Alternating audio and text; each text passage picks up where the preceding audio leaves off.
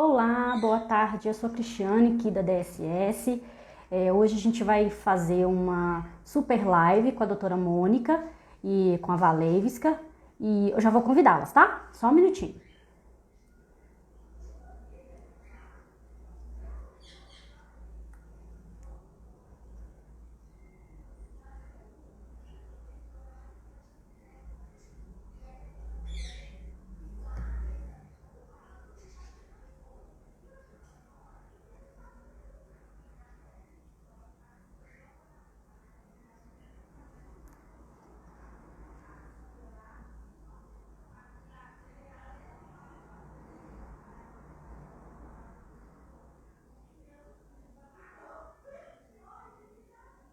Só esperar a Valevska aceitar e a gente já chama a doutora Mônica.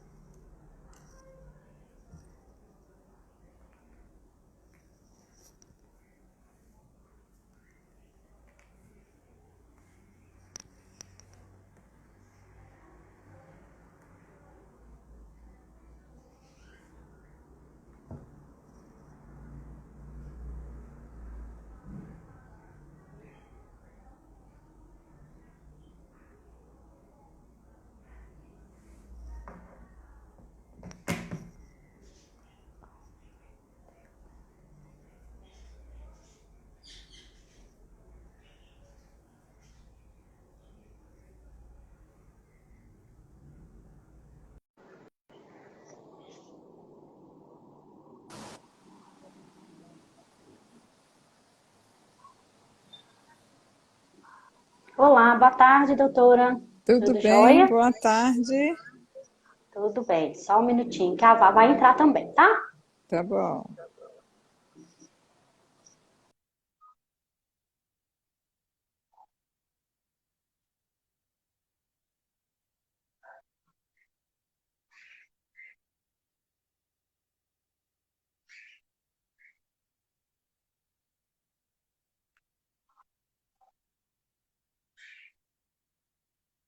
Boa tarde,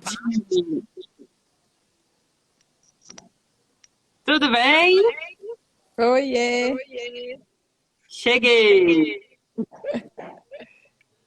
Gente, hoje a nossa live é com a maravilhosa Mônica Nardi, doutora Mônica Nardi, minha obstetra do coração. Pronto, E coloquei. Fone. tá Tá dando dando? um ecozinho pra vocês também, tá? Para mim tá. Pra mim tá não. Você tá com seu fone aberto, Cris?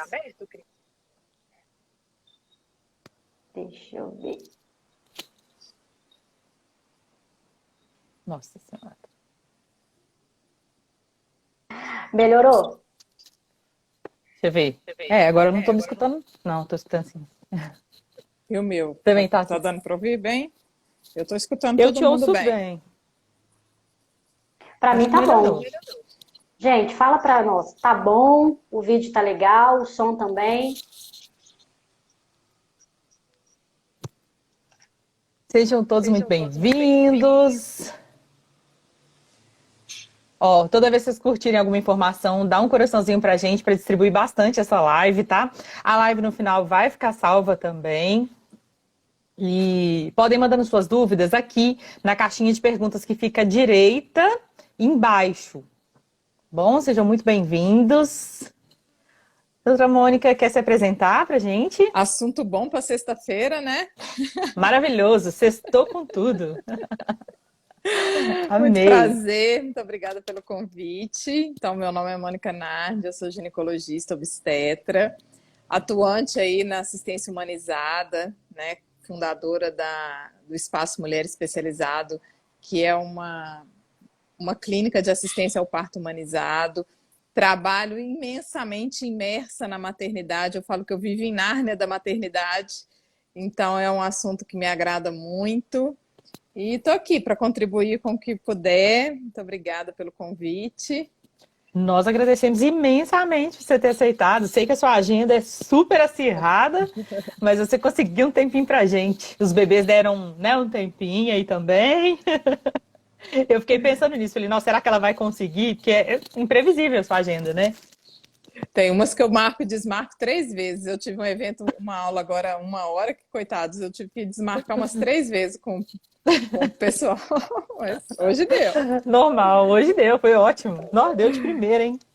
Eu anotei aqui pra gente algumas perguntas em algumas fases, assim, pra gente falar sobre as tentantes, depois na gestação, pós-parto e maternidade em geral.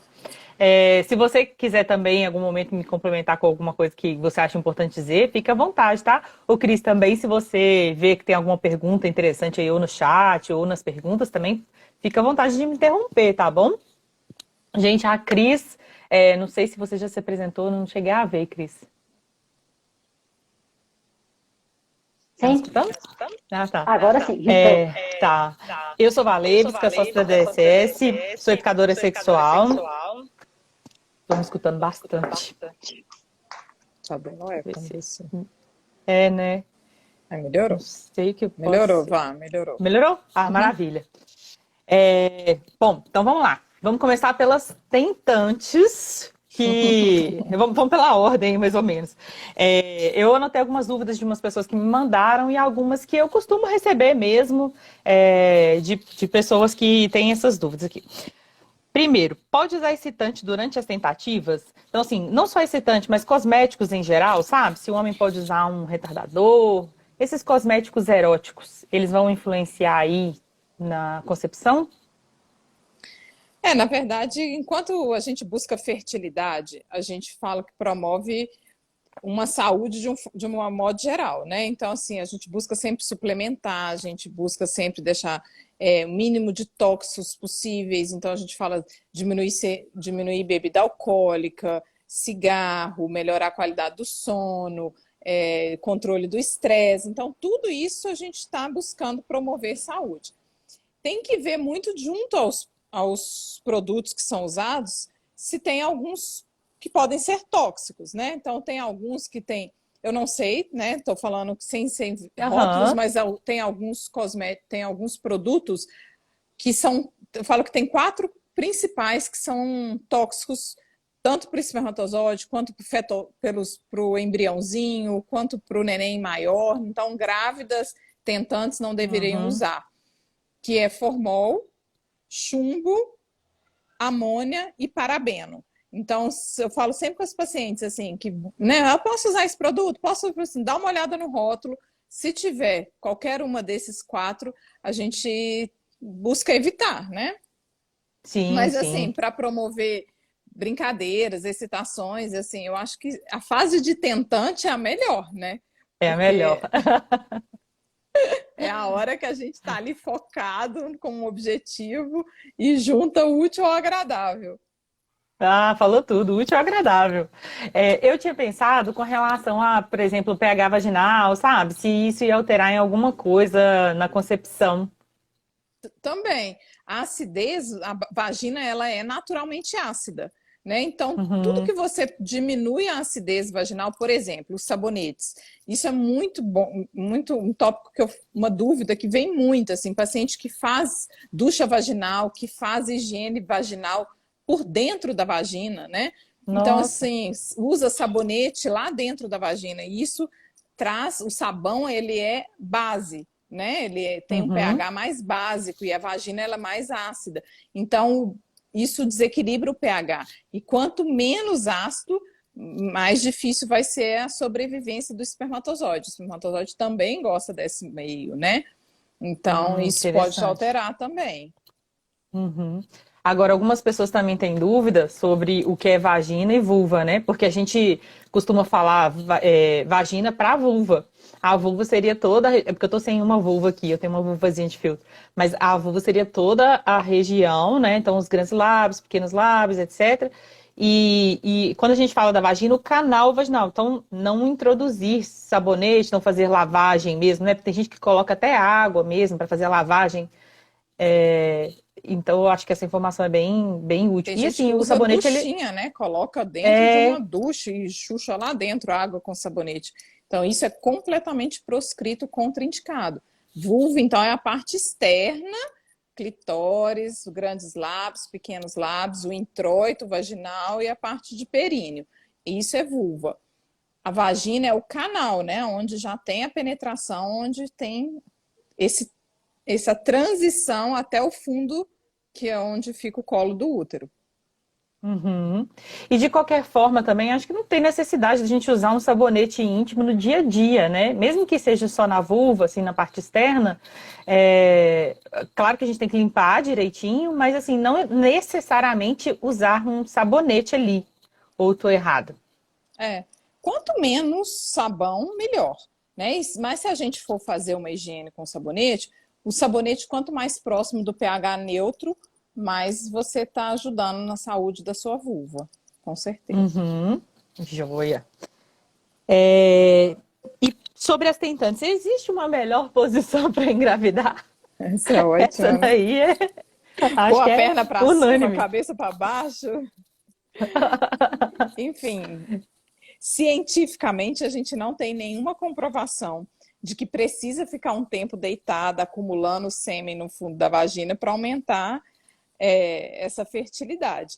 O espermatozoide esperto que vai lá fazer a fecundação, ele é muito rapidinho, ele é móvel, então durante a relação ele já consegue fazer essa ascensão. Aqueles que ficam ali no sêmen, eles já não vão ter uma fertilidade, uma mobilidade capaz de aumentar a sua taxa de sucesso. Então, não tem. Não precisa ficar lá com a perninha para cima, guardando, sem fazer xixi. Outra muito frequente, né? As tentativas, se tem que ser dia sim, dia não, todo dia, se ralei Ia perguntar isso agora. espermatozoide. Né? Essa é top. Então, assim, se deixa mais ralo, menos concentrado, se diminui a fertilidade, isso também a gente não tem nenhuma evidência, mas a gente sempre recomenda, no período fértil, tentar dia sim, dia não, que você está fazendo a cobertura do período todo, Sim. né? Porque o óvulo, ele dura 48 horas, teoricamente, né?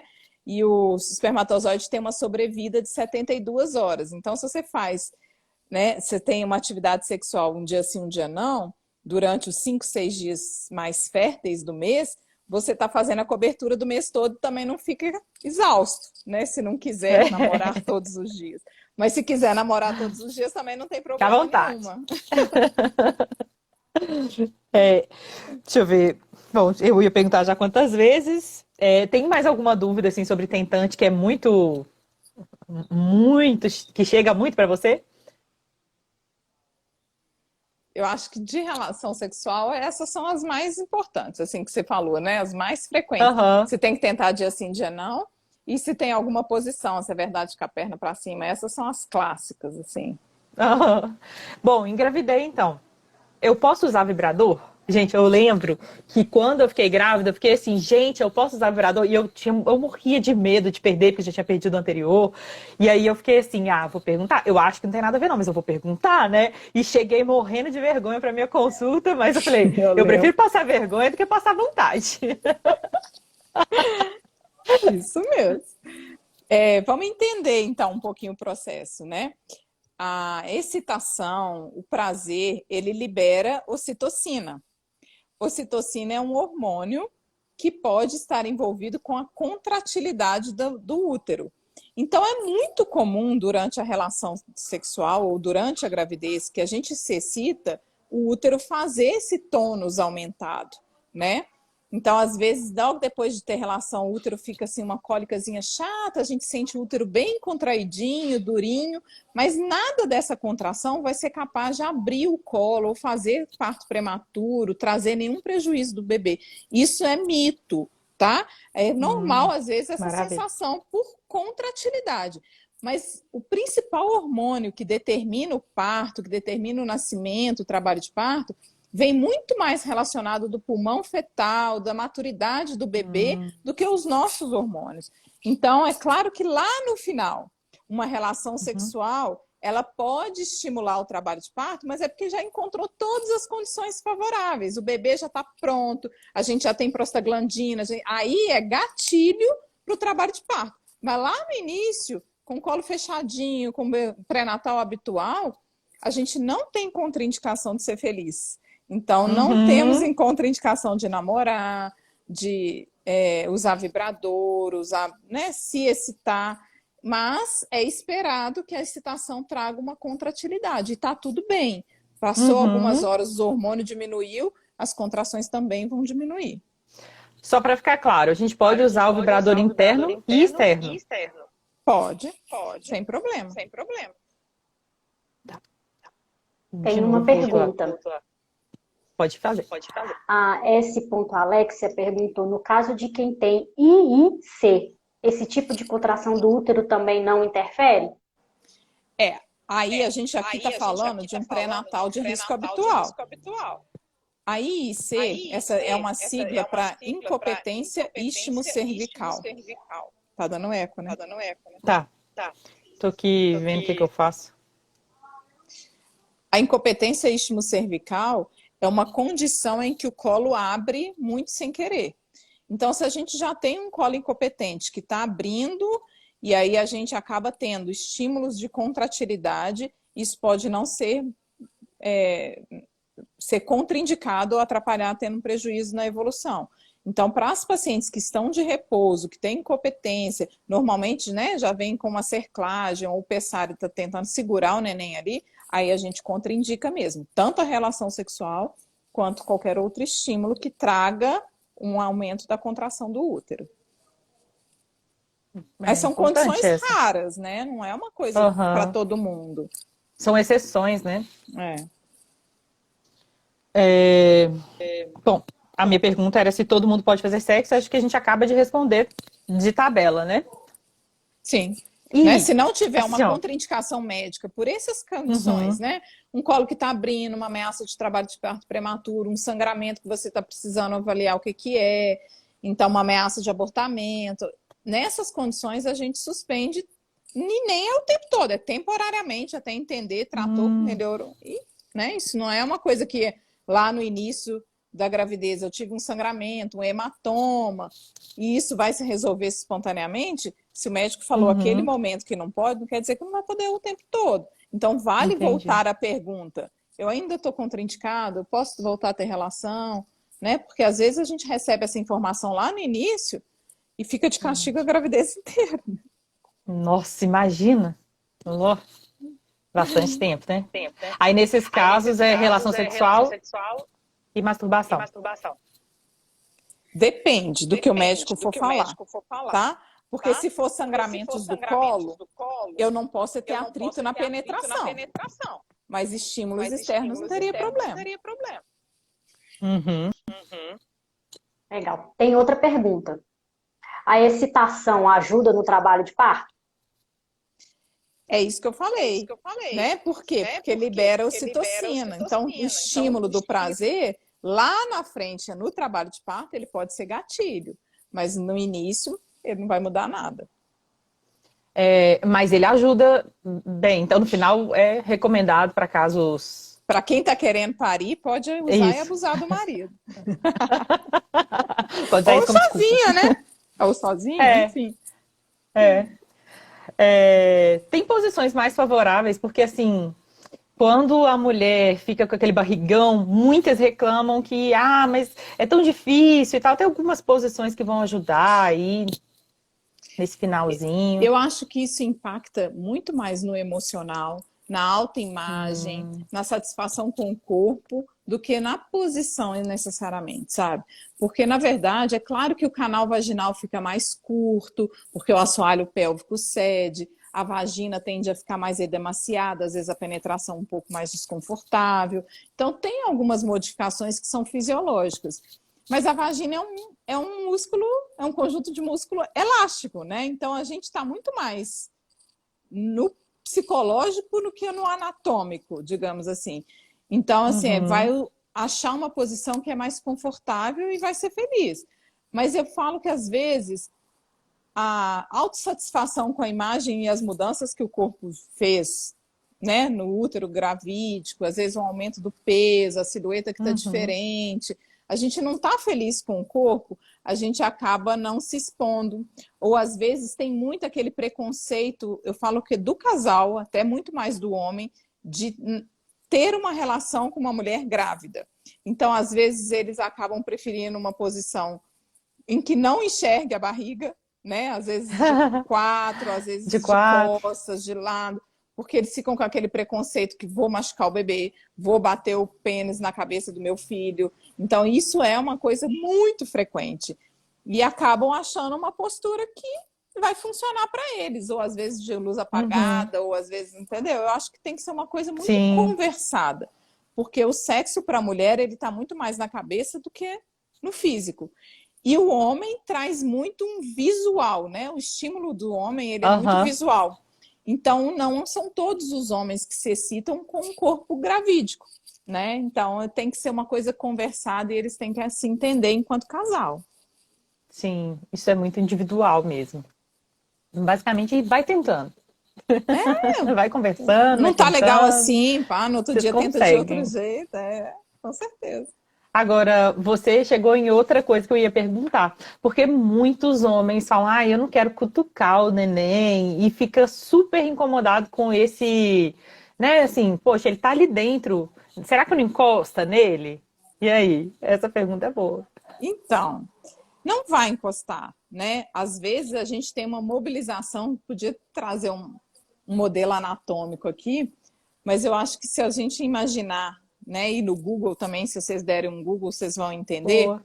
o canal vaginal, ele em média tem de mais ou menos 10, 12 centímetros. Então, às vezes vai ter pênis maior do que isso, tá tudo bem. Mas a gente tem ainda o colo do útero e o neném fica lá dentro, envolto da bolsa das águas e dentro do útero. Então, assim, mesmo que o pênis consiga mobilizar o colo do útero, não vai estar batendo na cabeça do bebê. Às vezes mobiliza o útero por causa né, do movimento da penetração, mas a gente não vai ter nenhum atrito do bebê. Ele está dentro da bolsa, dentro do útero, ainda vai ter o colo, depois o canal vaginal. Então, sem problemas. Não se preocupem, papais. Uhum. Se pode tomar energético afrodisíaco. Os energéticos afrodisíacos, eles têm a base de cafeína, taurina, etc. Você conhece? Eu já ganhei um seu, né, uma vez. É, então, grávida não deveria usar produtos em excesso de cafeína e taurina, né? Até café, chá, mate, tudo que é base de cafeína, a gente orienta e desaconselha o uso. Então, se tiver outros brinquedos mais apropriados, melhor. Sim, sim. Acho que acabei aqui as perguntas da gestação. Tem mais alguma aí, Cris? Aí não. Então, fomos agora para o parto. No pós-parto, muitas mulheres reclamam do ressecamento vaginal. Isso é uma dúvida bem frequente, sabe? É comum? O que eu devo fazer? Muito comum.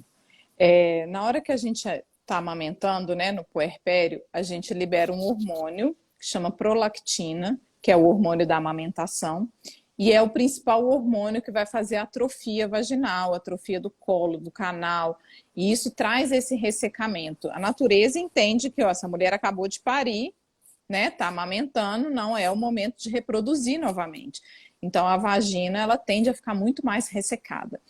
Fora todo o assoalho pélvico que foi sentido e foi sobrecarregado para gerar e para parir, né? Independente de via de parto, se foi parto normal, se foi cesárea, aquele assoalho pélvico passou por um estresse durante a gravidez. Então, é um músculo que está mexido, é uma vagina que está ressecada, é uma mulher que emocionalmente está conectada com outras coisas, né? Sexo normalmente não é um pensamento que vem muito para a mulher no puerpério, é uma mulher que está muito conectada com o bebê, com estresse, às vezes privação de sono, exaustão física. Então, esse período do puerpério acaba tendo mais desconforto. Se fosse só pela lubrificação, é uma coisa muito fácil de resolver. Porque a gente entra com gel lubrificante, a gente entra com hidratantes vaginais, né, à base de hialurônicos, a gente pode, às vezes, até entrar com estrógeno local, não tem problema. Mas o sexo está muito além de penetração, o sexo está muito além de canal vaginal. Então, não adianta eu lubrificar uma vagina e permitir uma penetração para uma mulher que não está afim, para uma mulher que não está emocionalmente conectada com o sexo naquele momento, né? Então, e já vi situações ao contrário, assim, a mulher louca para namorar com o marido, mas não deu os 40 dias de puerpério. E eu sempre oriento, assim, olha, o puerpério é para penetração. Por quê? Porque o endométrio, aquela camada interna do útero, onde estava aderida a placenta, é como se tivesse uma ferida aberta. E ela precisa cicatrizar aquela área onde a placenta estava aderida. Então, o risco do puerpério, de namorar no puerpério, ele é muito mais relacionado à endometrite, a infecções dentro do útero por causa dessa lesão. Mas se ela quiser namorar o marido de outras formas, com estímulo clitoriano, com sexo oral, tá tudo bem, né? Inclusive, às vezes, sexo anal, enfim. Já tive pacientes que tiveram relação sexual anal no puerpério porque a penetração vaginal estava contraindicada. Então, isso vai depender muito da sexualidade dela, do casal, né? Do momento que ela está vivendo. Então, já tive pacientes com muito tesão no puerpério e namoraram de outras formas, sem penetração. E já tive pacientes que ficaram 1 ano sem ter relação no pós-parto. Então, né? Vai depender. Bem individual, né? E assim, enganchando aí essa pergunta, as mulheres reclamam muito da diminuição da libido, né? Ou do desejo sexual no pós-parto. E elas perguntam se tem alguma coisa que pode ser feita. Eu acho que você já deu aí um spoiler dessa resposta. Porque a gente está exausto, a gente está, assim, com hormônios totalmente diferentes. Então, é muito difícil mesmo. E eu acho que a gente tinha que se permitir um pouquinho mais. Ter o nosso momento, entender que a nossa vida é cheia de fases e que vai ter fases que a gente vai namorar mais, que vai ter fases que vai namorar menos. E, enfim, acho que até existe muito uma cobrança, né? Muitas vezes do homem, e ela se cobra para agradar o outro. Mas e ter que assumir todos esses papéis, né? Se a gente for falar do ponto de vista físico, o puerpério dura 42 dias.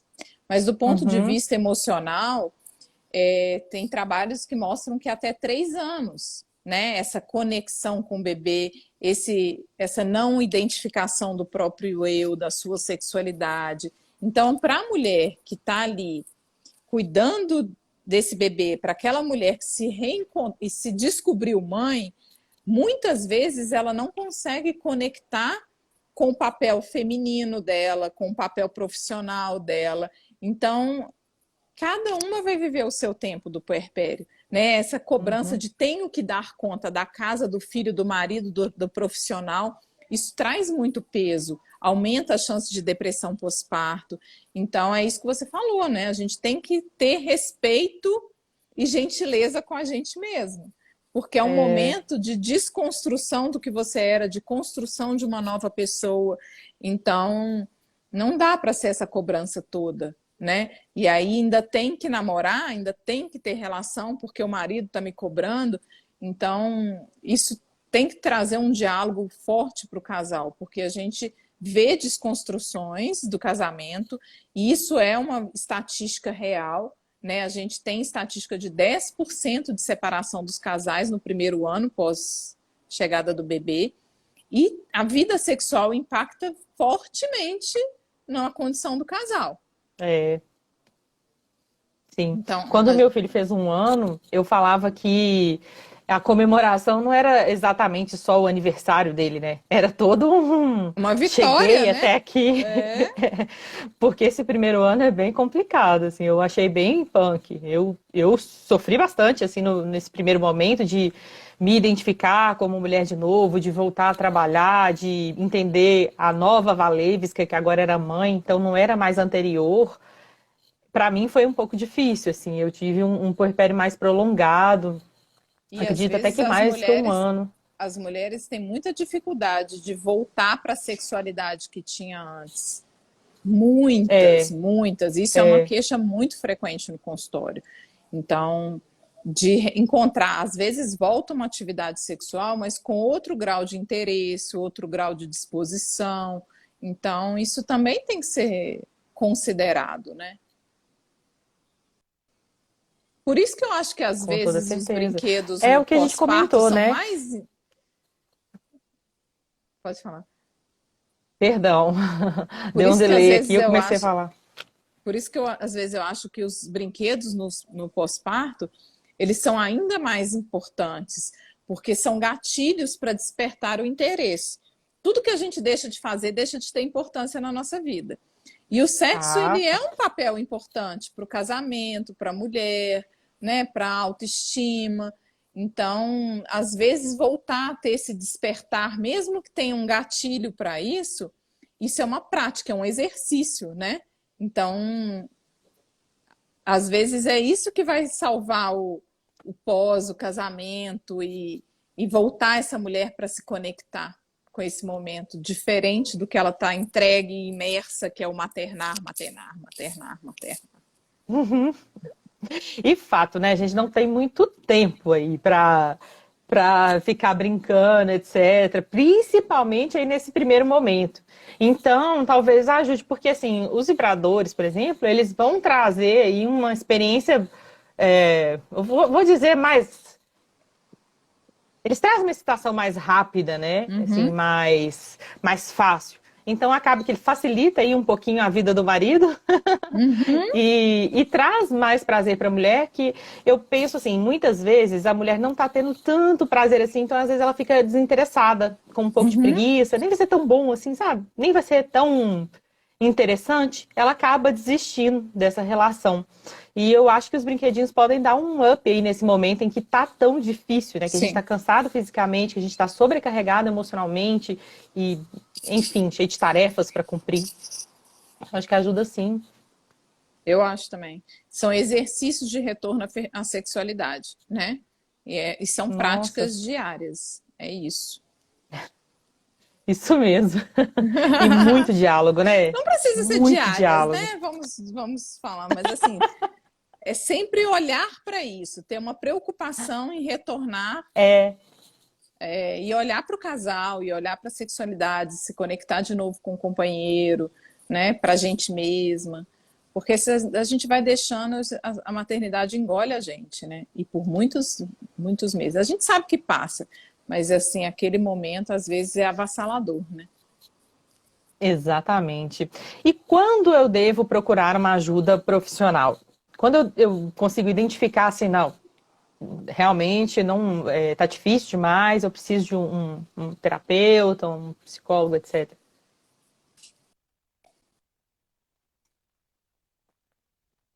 A 4 mulheres. Então é uma incidência enorme, né? 25% de depressão Nossa, pós-parto. Eu acho que já ter esse cuidado, esse olhar, toda vez que você estiver se sentindo muito triste, muito sozinha, ou incapacitada de fazer qualquer atividade que antes você se sentia confortável, que te dava prazer, né? E eu acho que quando isso começa a ser um problema até para o casal, porque eu falo que a sexualidade ela é muito do casal, não adianta, é um desequilíbrio do interesse do casal. Porque se tiver duas pessoas, né, um casal que o interesse é aqui, tudo bem, eles estão compatíveis. é, Se tiver um casal que o interesse é aqui, os dois estão compatíveis. Agora, um está aqui, o outro está aqui, isso que traz um problema. Então, eu acho que exatamente. realinhar as expectativas, os interesses, um ceder um pouquinho de cá, o outro ceder um pouquinho de lá, trazer o diálogo para o casamento, né, ou para a relação, eu acho que é o grande desafio e é o grande objetivo. Então, a gente tem que trazer o problema sempre que ele existir. Não adianta eu problematizar, mas eu não tenho relação né, às vezes a paciente vem para o puerpério tardio, 3 meses pós-parto, eu pergunto, e aí, como é que tá? A relação tá tudo bem? Ah, não tive ainda. E tá tudo bem com isso? Não, tá tudo ótimo, meu marido não me procurou, eu tô exausta, ele tá tão cansado quanto eu. E tá tudo bem, né? Agora você, não, já tentei umas 10 vezes, tô morrendo de dor. Aí eu já falo, olha, é uma fase que a gente já faz muito favor, não é para ter dor. Então vamos olhar para o que está acontecendo, o que a gente pode fazer, vamos hidratar a vagina, vamos criar estímulo, vamos trazer o olhar para a sexualidade, vamos buscar uns brinquedos, e aí a gente vai trazendo isso. Então, quando o problema existir, ele tem que ser colocado na mesa e ser olhado. Se o problema não está incomodando, é porque não existe, né? Exatamente, falou tudo. Sobre esse pós-parto também, as mulheres elas ficam muito preocupadas com relação ao parto normal, se vai ter, por exemplo, um alargamento da vagina, se vai ter um dano, sabe? A vagina se o parto com vai relação ao parto estragar vaginal. a vagina. Os homens, principalmente, né? Eu já vi muitos homens não falo contraindicando, mas assim, ansiosos, né, de ter o parto normal, ou às vezes falando assim, ai, doutora, eu não queria que ela tivesse parto, aí você vai esmiuçar o que é um preconceito do parto, porque vai estragar a vagina e tanto de mitos em relação, né? O assoalho pélvico, a gente tem que entender que é um conjunto de músculo. O assoalho pélvico saudável, ele tem que ser elástico e forte ao mesmo tempo. Isso ele é trabalhado, assim como todos os músculos do nosso corpo, ele pode ser trabalhado. 80% das lesões que acontecem nesse conjunto de músculos do assoalho pélvico, ele vem pelo simples fato de gestar. Então, o barrigão, que vai crescendo, vai fazer pressão nesse músculo, nesse conjunto de músculo, e ele é sofrido ali ao longo dos 9 meses. Então, claro que o parto vaginal, ele também pode trazer um dano, ele também pode trazer uma laceração, ter que costurar e ter que fazer uma cicatriz e tudo mais. Muitos serviços ainda praticam aquele corte vaginal, infelizmente, que é chamado de episiotomia, que também é uma laceração, né, de 2º grau, às vezes até mais. E apesar de não ser uma boa prática obstétrica, mas a gente ainda vê muitos serviços praticando. E isso pode trazer uma lesão maior do assoalho pélvico, mas isso é recuperado, não é um dano permanente, não é um dano para o resto da vida. O assoalho pélvico, ele é reabilitado se você buscar e olhar com um bom fisioterapeuta. Hoje a gente tem laser, hoje a gente tem eletroestimulação, tem muita coisa legal que ajuda nesse conjunto da saúde do assoalho pélvico.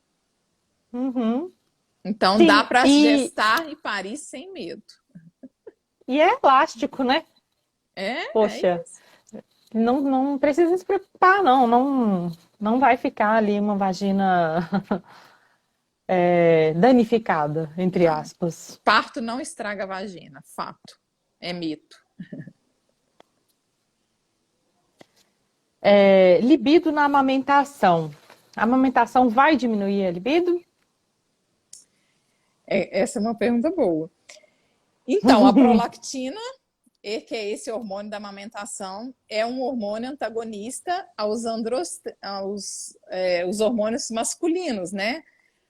Então, ele realmente impacta negativamente para a produção desses hormônios sexuais masculinos, né? Então, a prolactina, ela caminha contra a produção desses hormônios. E a grande maioria das vezes são os hormônios masculinos que a gente tem, mulher também tem, que traz o tesão, que traz a libido. Então, o período de amamentação não é um momento que a gente está hormonalmente favorável. E muito, a mama deixa de ser um órgão sexual, né? Então, a gente tem um olhar diferente para as mamas na amamentação. Então, acaba sendo um órgão muito de nutrição, do bebê, vinculado. A gente deixa de ter pudor com as mamas. É um negócio muito doido. Né? É mesmo. Então, é um órgão que desaflorece. O meu ficou adormecido quase 3 anos. Mas assim, e tem mulheres não que é uma coisa odeiam o toque na mama, né? Lactando. que às vezes fica mais sensível, ou ela vincula muito com o bebê, não. Então é uma coisa que é um momento que realmente é um desafio. Desafio mesmo. Agora, eu, por exemplo, não tive nenhuma perda de libido durante a amamentação. Eu amamentei quase 3 anos. Claro que no início era diferente, né? Nos primeiros meses. Mas o sexo, ele tá muito na cabeça, né? Então, assim, se você não cria essa barreira de a amamentação é incompatível aí com a libido, com esse desejo sexual, aí realmente vai existir uma barreira maior ainda. Mas não, a gente não precisa se pegar nisso, sabe? Acho que é importante dizer, né? Porque o sexo começa na mente. O sexo é grande parte mente. Então. E 80% dos distúrbios sexuais femininos, ele vem de ordem emocional, né? Tá na cabeça. Sexo da mulher é estímulo, né, emocional. É demais. Contracepção e amamentação. Tá, eu vou fazer sexo, mas eu tô morrendo de medo de engravidar de novo, porque eu tô traumatizada, não quero ter filho agora, etc. Às vezes isso vai até atrapalhar um pouquinho, né, nesse desejo sexual, né? E o que a gente pode fazer para contracepção aí durante a amamentação? Isso é muito verdade, né? Principalmente as gestações mais traumáticas, os partos mais traumáticos, as mulheres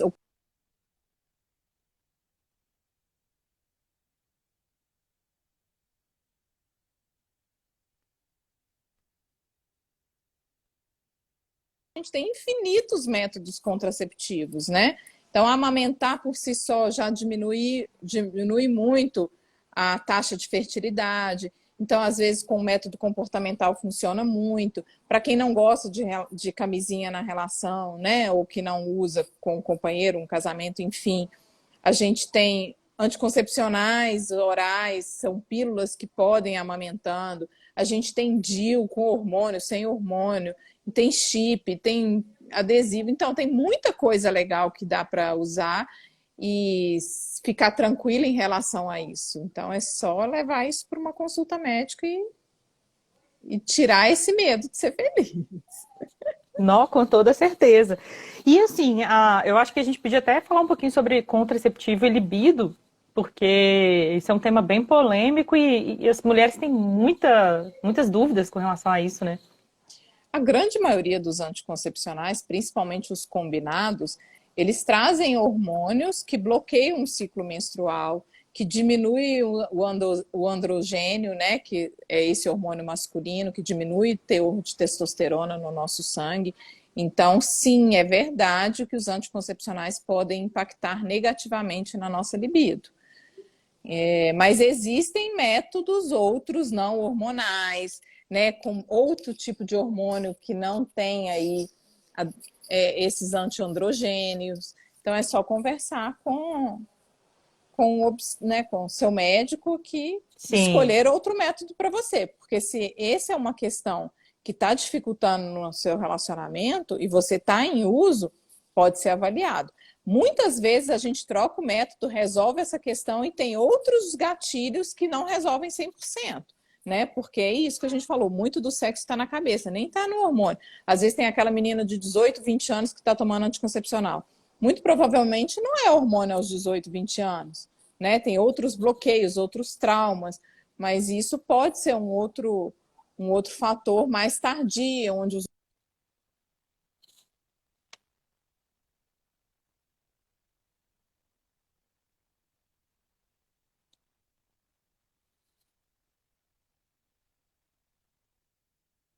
Sim, sim. Tô lembrando aqui do meu DIU. Acho que travou aqui para mim. Travou para você, Cris? Você tá com... Eu tô te ouvindo. A doutora eu parei de ouvir. Voltou, eu acho. Tá me escutando agora, doutora Mônica? Eu tô escutando, perfeito.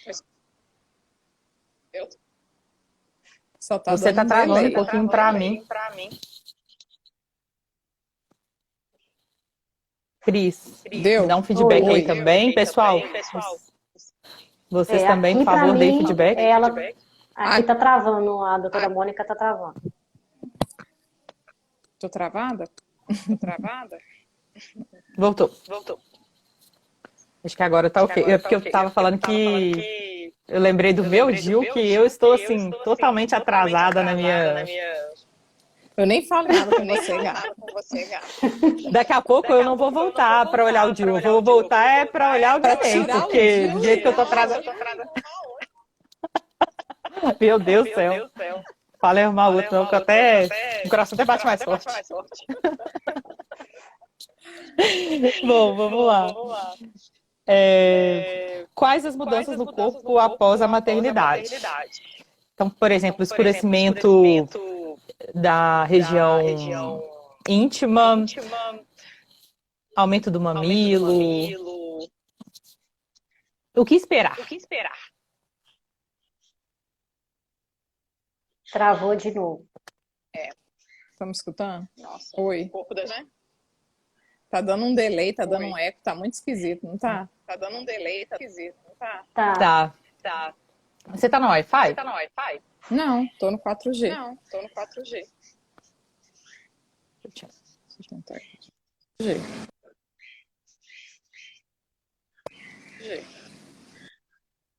Alô? Tá me escutando bem? Tô escutando, agora eu tô. Agora melhorou. Só tá dando aquele ecozinho pra mim. Então, o corpo da gente muda demais, né? Isso tudo que você falou é verdade. Assim, escurecimento da axila, aumento do mamilo, às vezes uns nódulozinhos no mamilo, escurecimento da areola, escurecimento da área íntima, edema da vagina, às vezes aquela linhazinha perto da barriga que escurece. Então, a gente tem muitas modificações. Tem mulheres que se sentem lindas, maravilhosas, experimentam uma satisfação pessoal com o próprio corpo, tem outras que ficam em trauma. Então, isso é muito individual. A vaca caiu.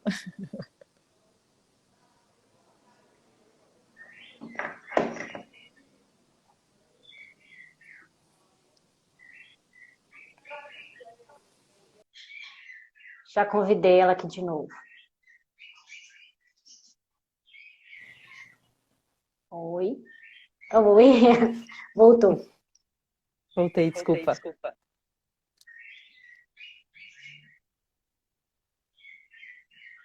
Perdão, você estava falando sobre as mudanças no corpo?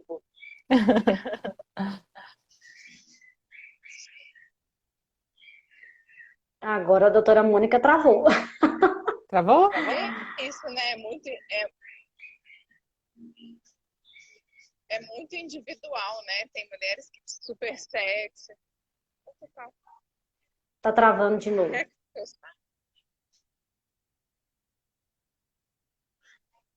Lindas, assim, né? Acho que eu não escutei muita coisa, não. Ah, saiu. Saiu. Deixa eu chamar de novo. Tá. Finalzinho de live sempre tem dessas coisas, né?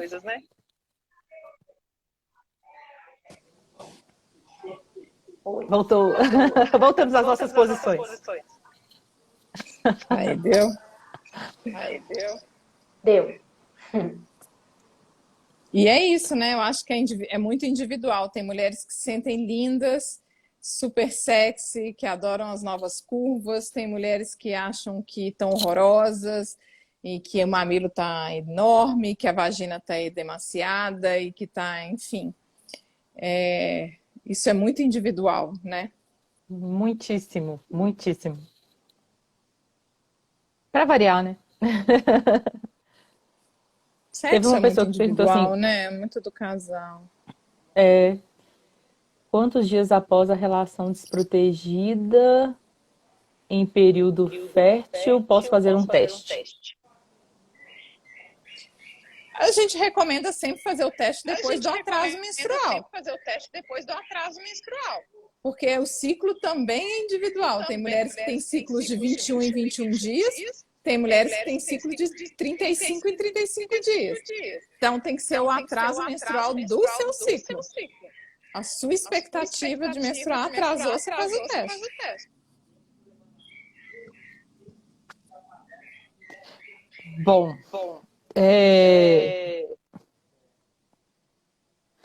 Em geral, assim, agora. A Vá travou. Mulheres dos tratores. Meu celular tocou, perdão. Vocês conseguiram entender a pergunta? Não, pergunta de novo.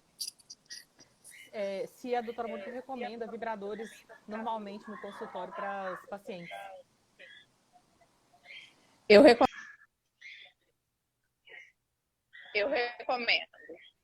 Recomendo o autoconhecimento. Eu falo sabe? Ela pode. Mas o auto, sabe?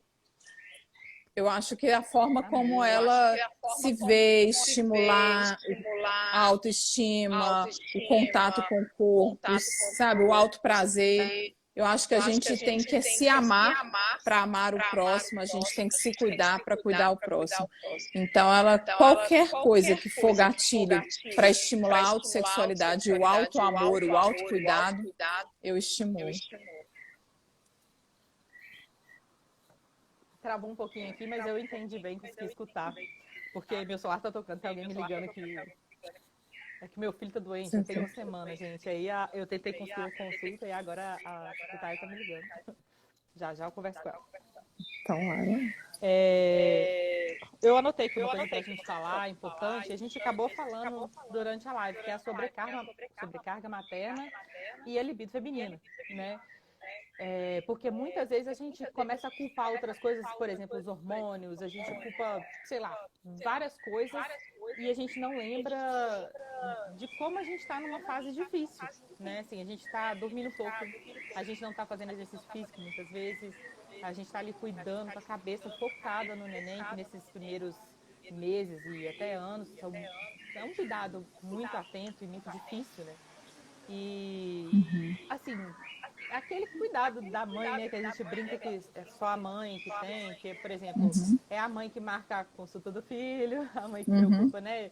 E acaba tendo mesmo, às vezes a mulher acaba carregando aí uma sobrecarga mental mais mental, emocional, pesada, com né? certeza. Então, assim, vamos repetir aqui aquilo que a gente falou no início, de ser gentis conosco, né? Porque é uma fase, gente, assim como tudo na vida, tem fases, a gente tem fases mais altas, fases mais baixas, e ser gentil vai facilitar a gente passar por essa fase de uma forma um pouco mais leve. Isso aí. Gentileza, cuidado, né? O autocuidado, eu acho que é uma coisa muito importante. A gente não tem como cuidar bem de um outro, da relação de um outro ser, se a gente não estiver bem. Então, buscar sempre esse olhar para a gente mesma e trazer o diálogo sempre que houver um problema, porque eu acho que em cima da conversa, em cima da relação segura, conectada, é que a gente consegue caminhar e entender de que eu posso ceder aqui, eu posso ceder ali e entrar no equilíbrio e ser feliz, né? Porque a gente sabe que é uma fase muito desafiadora, é uma fase difícil, mas não é uma fase para ser sofrida, né? Então a gente tem que.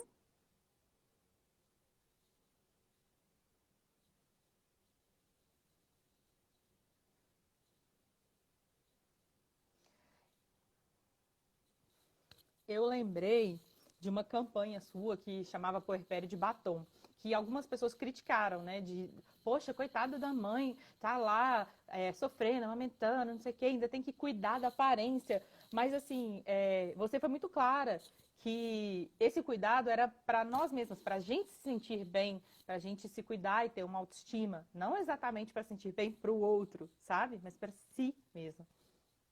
Trava um pouquinho, ela não deve ter me ouvido. A doutora Mônica travou.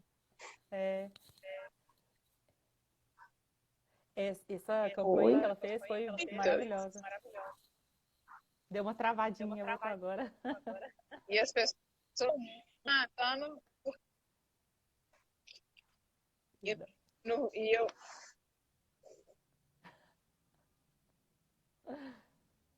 Muito criticado porque as pessoas falam. Por isso que você está postando. Você tem tempo de passar batom. E na estimular é justamente, né? Tira um minutinho para se olhar, para passar um batom, para que você possa.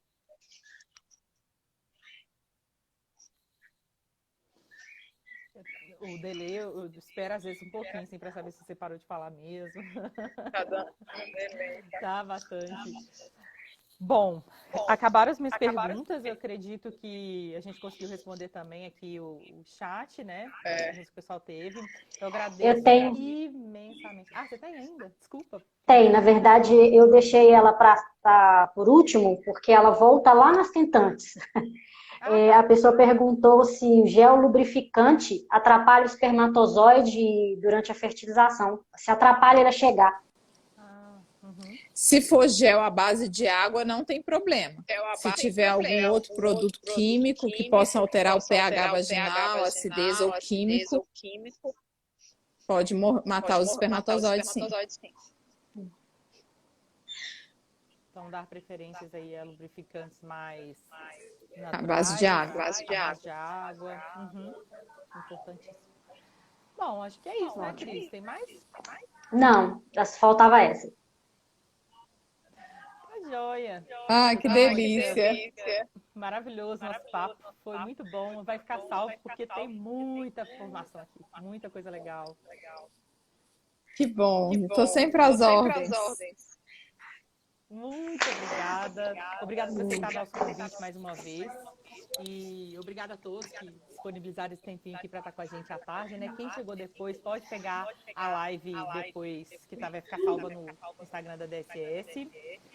E eu vou só deixar um cupom aqui de desconto pro meu e-book, que é o Vibre-se Mulher.